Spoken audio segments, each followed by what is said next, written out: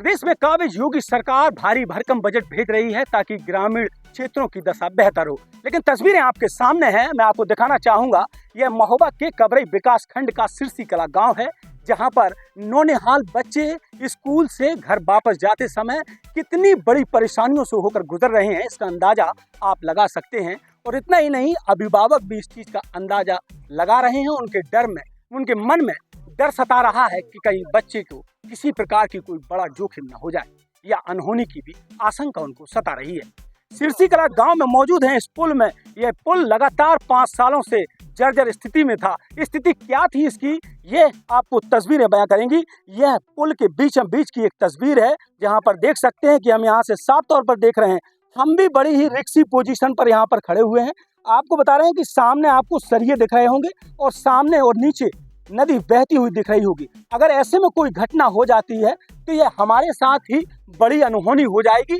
और इतना ही नहीं, बच्चे सामने आप देख रहे हैं, नन्हे मुन्ने बच्चे, इनके साथ भी बड़ी घटना होने का अभिभावकों को डर सता रहा है। ज्यादा बात न करते हुए आपको तस्वीरें दिखाएंगे। तस्वीरें आपके सामने हैं। यह देखिए किस तरीके से जो है यह टूटा हुआ पूरा पुल है। ग्रामीण जो है वो बाइक से और पैदल चल के यहाँ से रास्ता तय कर रहे हैं। 10 गांवों को जोड़ता है यह सिरसी कला का पुल। अब पूरी तरीके से 10 गांवों का आवागमन ठप है। इतना ही नहीं, लोगों को, ग्रामीणों को आकस्मिक चिकित्सा सुविधा के लिए कई किलोमीटर का सफर घूमकर तय करना पड़ता है। इतना ही नहीं, गर्भवती महिलाओं को प्रसव के दौरान बड़ी ही कठिनाइयों का सामना करना पड़ रहा है। बुंदेलखंड हलचल आज इस गांव पहुंचा है, जहां ग्रामीण बेहद परेशान है। योगी सरकार लगातार ग्रामीण और गांवों को, ग्रामीण क्षेत्रों को बेहतर बनाने के उद्देश्य कर रही है।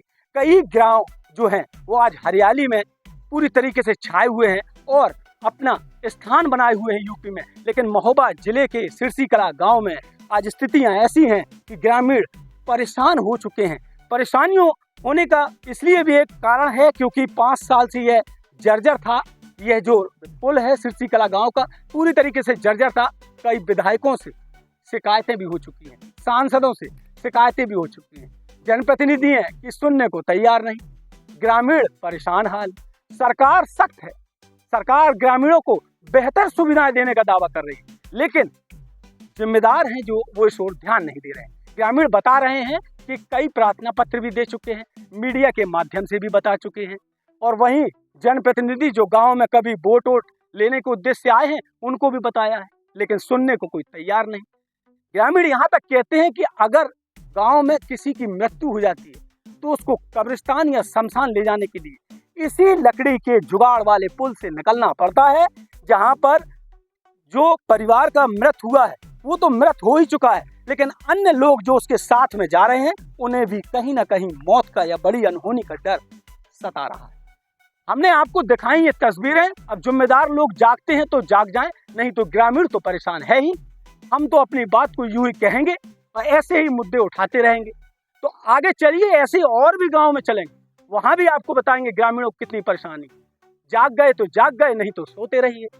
चलिए ठीक है, मिलते हैं अन्य किसी और खबर के साथ में। अब देखते हैं कब इन ग्रामीणों की समस्या का समाधान होता है, या फिर आने वाले चुनाव तक ही समस्या जस की तस बनी रहती है, क्योंकि वोट का सवाल है।